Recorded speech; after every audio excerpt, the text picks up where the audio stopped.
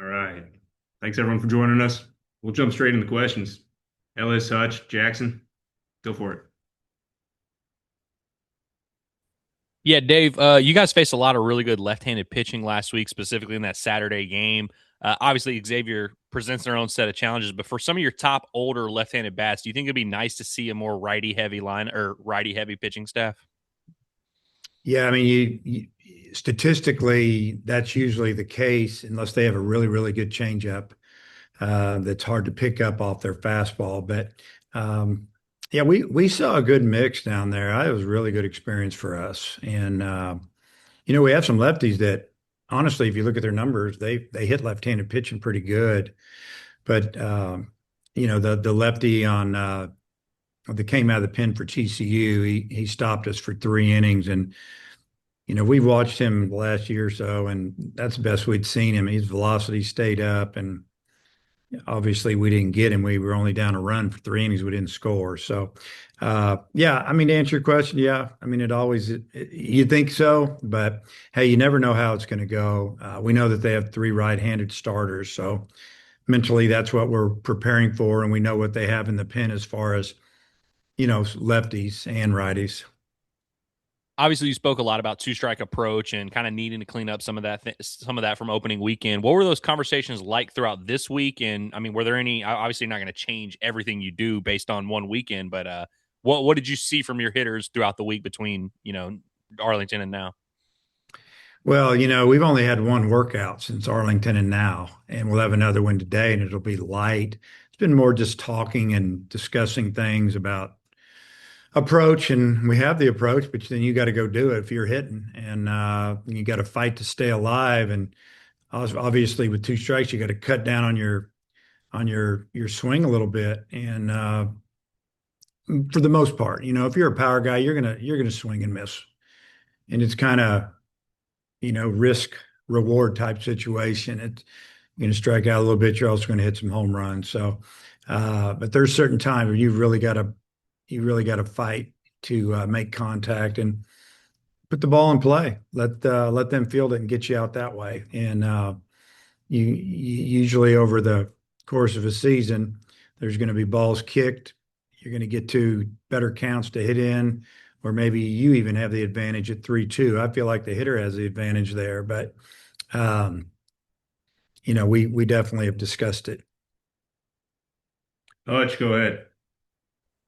Hey Dave, I'm curious if you have an update on Kahio, how he's looked this week. Yeah, he's a lot better. He went full go in practice yesterday, and I feel like by tomorrow he should be 90% at a minimum. I mean, he wanted to play on Monday, and we had him doing a lot of stuff in the hotel and treatment, and that's why I got him out of there so quick. Is that I didn't want this to be a month-long thing if he hurt it again trying to outrun something. And it seems like he's doing well because he was running about 70% pretty good on Monday. So it's gotten better. And, we'll look at it again today, big time, and see what we think. But I feel like he'll be ready to go. And I just wanted to confirm you have your rotation for this weekend. Is it going to be the same as last Yeah, weekend? same as last week. And we sent that out. They sent theirs over yesterday, so we sent ours over as well. Jackson, go ahead. Hey Dave, as far as the pitching goes, with the guys that maybe pitched Sunday, Monday, who stood out and coming out of the bullpen? DeCremer, some of the other guys. What kind of were your lasting impressions of those guys that maybe didn't come out of the bullpen on Friday and Saturday? And I thought the guys that threw on Sunday and Monday did great, and it wasn't, obviously Friday we used, really two guys, and then I thought, for a guy that pitched on Monday, McIlvain was really good, and then honestly, Brissy was really good. The Kramer was good. So there's guys that it wasn't about maybe with the younger guys. When you're talking about a Brissy or maybe even Lee getting the start on Monday, letting them see it for a few days, but the stuff is as good as guys have pitched on Saturday. So Not scared to go with any of them. Got confidence. I've been saying that for a while, and um, now we're just maybe match up more or go with who's feeling the best. And but usually early in the season, you go with guys that have a little more experience. I mean, you look at last year, we didn't use Gibbler much early, and he ended up being the guy down the stretch. So, um, good. That's good for us down the road. I believe it was Xavier at Swatters Club that you mentioned, like their coach was reaching out to you because he, felt like he had a confident team. What did you see from them this weekend in a good series win away at ECU? Yeah, they won game one and game two at East Carolina, who's hosting regional type team, winning their league, and they got beat game three, and then they went out to Louisville on Tuesday, which is just down the road from them, and it was 9-9 going into the bottom of the fence or the bottom of the fifth. The wind was blowing out hard the first half of that game, and they ran out of pitching a little bit. They had brought in some people that were wild and walking and hitting people, and they ended up getting blown out. I think they just kind of let it go because they're getting ready for us now and traveled here today. So, yeah, I think they were out there where they were looking for some games on the road, and we contacted them, and they were all good with it. And I'm looking at their lineup on the offensive end. They did start one freshman who had a really good weekend offensively, but it's mostly sophomores, juniors, and seniors. A couple seniors, few juniors, a couple sophomores. So these are kids that were in the program last year, and he liked what he saw, and felt like, hey, these guys got experience. I'm gonna go play some Power Five schools on the road early, get ready for league play, give them credit for that. And then you look at the pitching. I think it's a junior and a couple of sophomores, and those two sophomores were freshmen last year. Obviously, they pitched a lot. So, yeah, here they come. I mean, this is a team that I'm sure they're planning on being in a regional at the end of the year, and this is a big series for us. Two-parter on Nolan. His first real game action since the injury. How's he feeling? And just a little slow start at the Yeah. plate. What do you see from him in approach wise, and what he needs to improve there? Well, his first at bat was really good on Friday. First hitter fights off pitches, slaps a two-strike pitch down the left field line for a soft double, and then one pitch later to Helfrich, balls in the upper deck. We're up 2-0. Um, then not too good for a couple days. I thought Monday, I mean, he had a runner at second one time with nobody out, and he didn't advance him. That was frustrating. But he also lined out to short, and he hit a ball really hard to second. And yeah, it was interesting. So I'm sure that he's wanting to get out there and get out there as soon as he can. And I had to talk with him about his approach. I had to talk with him about not trying to do too much. And you know, when you're a really good defender and you're playing in the field and you're playing in the middle, you don't worry about the bat so much. Play defense, the bat will be okay. Give him some time. When he's just DHing, now it becomes all about the offense, and I'm sure that that's bothering him a little bit. And his arm did get sore down there, the shoulder, just from what we did, not even playing some of the drill work and that, because we're trying to push him a little bit. And so that was sore, not hurt, just sore. And he's kind of that way, but it's getting better now. So hopefully he'll relax and swing the bat well. We need his athleticism in the lineup, the potential to hit the ball over somebody's head. Also, he can lay down a bunt, he can steal a base. He could be a big part of the offense, and he'll be out there tomorrow. Next, Dave. Matt, go ahead. Hey, Dave, at right field behind Cahill, what did you see last weekend? Well, I saw Turner make a couple really nice plays, ran to the ball well. He got a couple of hits. Uh, just solid defense, and both time. We had a left-handed bat in that slot, so that's good to know. And we kind of knew that anyway.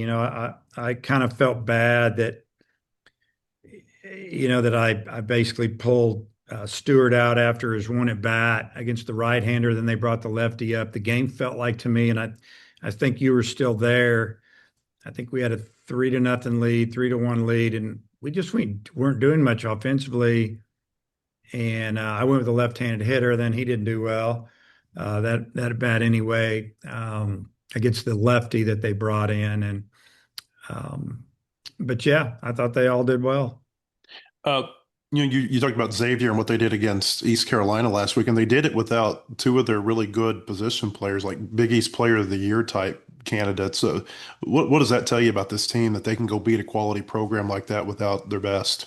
Yeah, confident. That in his opening weekend, anything can happen opening weekend. I think that you go on the road opening weekend. I mean, as a coach, you're thinking, how's this going to go? Especially if you're playing a really good team. I've coached when I coached at Nebraska. We'd always go on the road, obviously, and I remember going to a tournament at Rice, thinking, we're pretty good, and the team that we definitely should have beat, we got beat 5-4 as they singled in the bottom of the ninth to score two, and Rice beat us like 16-4. But then you go to the end of that season, we beat Rice in the Super Regional at our place 2 straight. Mm-hmm. So you don't get too crazy at first weekend. The second weekend, I think maybe more of what's up. So hopefully we'll play better this weekend, swing the bats a little more consistently, and see how it turns out. So much was made about Damian Ruiz and how consistently he was able to get on base, but his defense, it seems like that's really come a long way since he's got to campus. What are your thoughts about as far as how he's developed as an outfielder? Yeah, I think he's really taken a lot of pride in his defense. He rooms with Mike Anu, and they probably have a little fun game there together, as far as like who's better defender, and there's a lot going on there. And I mean, Damian, if Mike is not playing center, he's going to probably play center. He's got center field speed and athleticism, and as does Turner, honestly, a couple other guys, which is a great option to have. But I think that he's continued to get better. He plays the fence really well. Almost made a great catch in left field against TCU that might have been the difference maker. If he makes that catch, it would have saved 2 runs. But yeah, it gives us a good feeling knowing that those guys can run like they can, and they get good jumps on the ball. And then obviously the offense was really good this past weekend there. Dudley, go ahead. You obviously had the fall scrimmages against Oklahoma State, but you've got a situation now where some of these guys are getting to play their first game in front of a big crowd at the Bob Walker. Talk about how you expect them to play and their excitement level, maybe.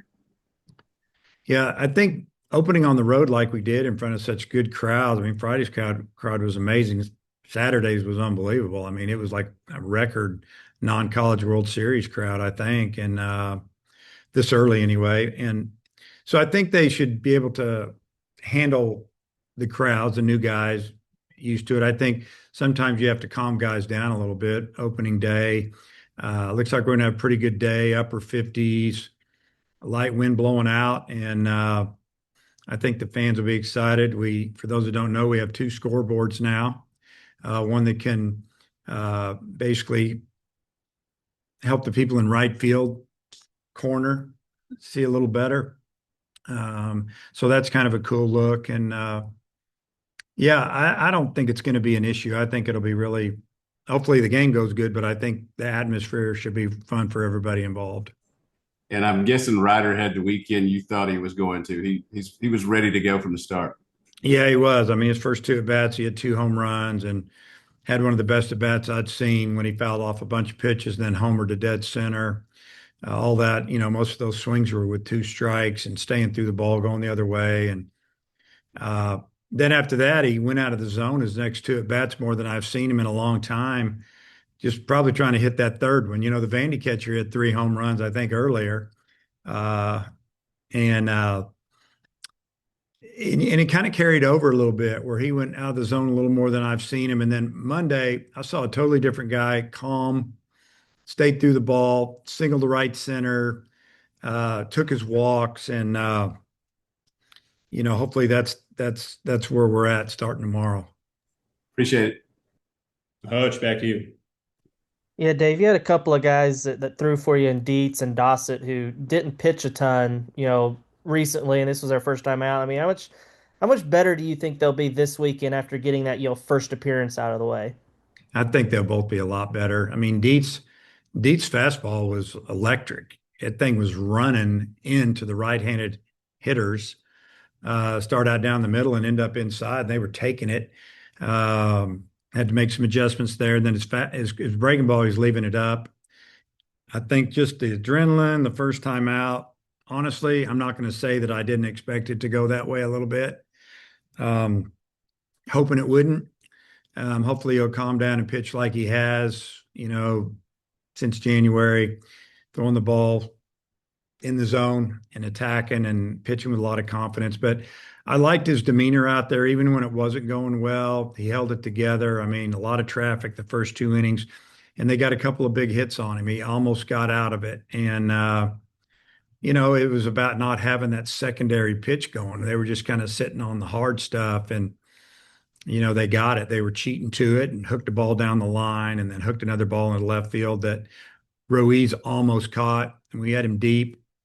And it hit his glove as he's parallel to the ground and could have gone either way. But I think they'll both be a lot better. Dossett, amped up, first time out, nervous.